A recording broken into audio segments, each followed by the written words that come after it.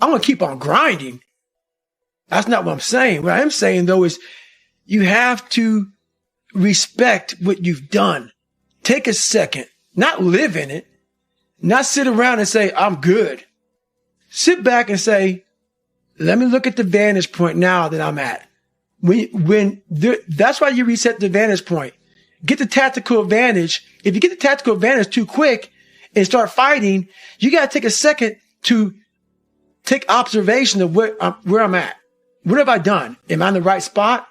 I'm obviously in the right spot right now. Now we can go back to fighting. It's called you find peace. I never found peace until I got real sick. And you find peace by clarity. And there's no clarity when there's noise. When there's always a schedule in front of you to keep grinding at it. So my schedule's always there. I'm still alive. But in that grinding schedule, you have to have a point in there where it's okay, at 12 o'clock, reset the tactical advantage and look and see where you're at. At this new vantage point, stop for a second and survey the field. Because what I was doing was I had this big, long schedule. And in this schedule, there was no take a second, see what the fuck you've accomplished. Because if I did all that shit in the military, after I got honor man at Ranger School, and I was the top leader amongst 300 people, when I got back to that second platoon, if I had taken a vantage point and said, okay, my God, man, you've really grown as a leader, I would have attacked the situation, that second platoon, much differently when I was like, oh, you guys don't want to work out this fucking hard? You ain't hard like this? I would have taken a step back and said, okay, hang on a second, man. You learned a lot. That's the tactical advantage. You got to take that vantage point and take a second to breathe and say, you learned a lot. But when you learn a lot, if you just go back into the fight, you never apply what you learned. You just get that certificate of graduation and go. Get it, remember what you learned, and use it. And that's about taking that 1 second out, get on top of that mountaintop, looking down and say, okay, how would I have handled this years ago? Wow, I would have really fucked that up. This time, let's not fuck it up again. But I have to be honest with you. It was the most eye-opening, refreshing time of my entire life. It was like it really made me reset. And it like what it said to me was, all right, man, we still got to find 100%. You can't run. You can't work out. So that's why I went to school and I became a medic, stuff like that. I started doing I literally reset. So I'm always in constant pursuit of my 100%, whatever that is. If I can't run anymore, I'm going to see what else I can do. So I was real proud of how I handled that when my whole life got stripped from me. And I was at like 20 years in the military and my life was getting stripped, man. And I couldn't run. I couldn't work out. I couldn't do shit anymore. And I didn't lose my shit.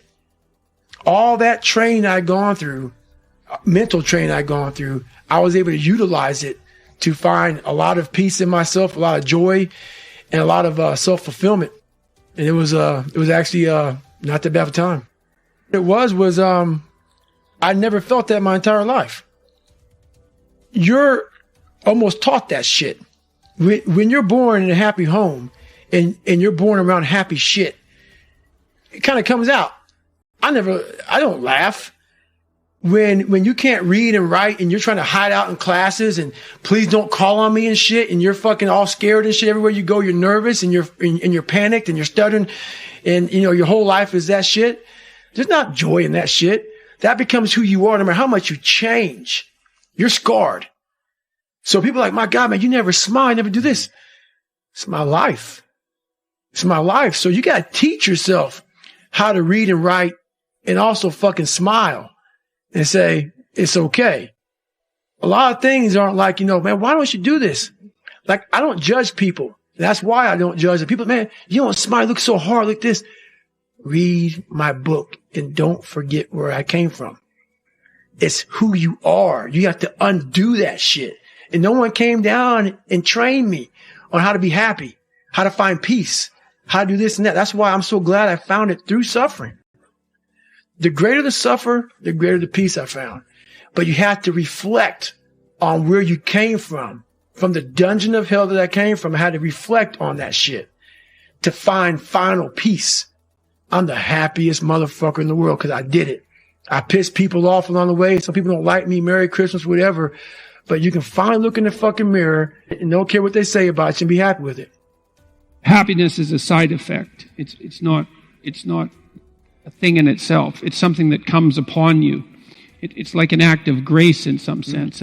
You know perfectly well that we're subject to forces within us that aren't of our voluntary control. And certainly happiness is one of those, because you cannot will yourself to be happy. You might be able to will yourself to be unhappy, but you can't will yourself to be happy. There are certain preconditions that have to be met that are quite mysterious in order for you to be happy, and then it happens.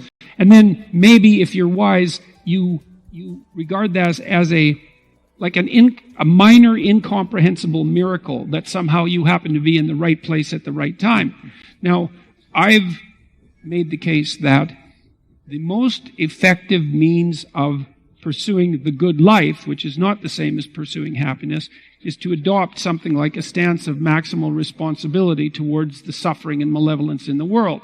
And I think that should be pursued primarily as an individual responsibility. It's not like I don't think that political and familial larger organizations are necessary, but in the final analysis, we each suffer alone in some fundamental sense, and we have our own malevolence to contend with in some fundamental sense, and the proper beginning of moral behavior, which is the proper beginning of the right way to act in the world, is to take responsibility for that.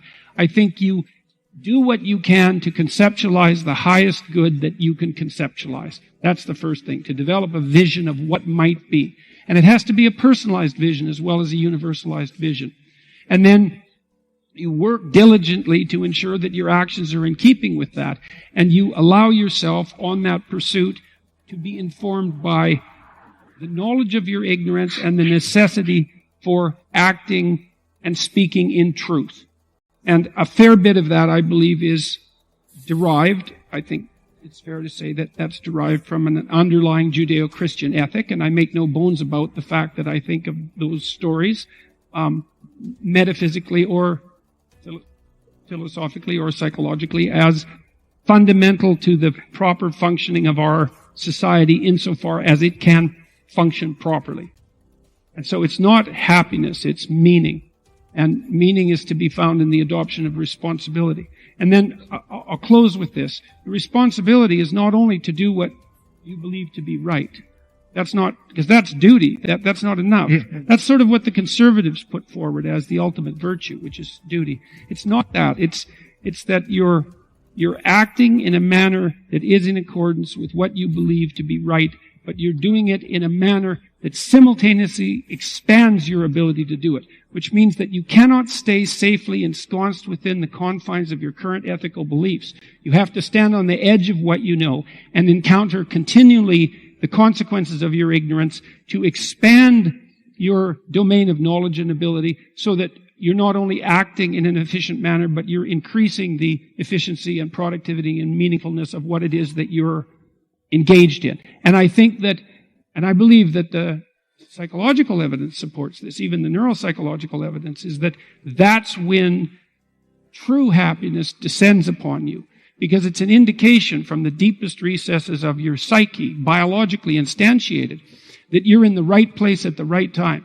You're doing what you should be doing, but you're doing it in a manner that expands your capacity to do even better things in the future. And I think that's the deepest human instinct there is. It's not rational. It's far deeper than that. And it's something that's genuine and that exists within us and that constitutes a proper guide if you don't pervert it with self-deception and deceit.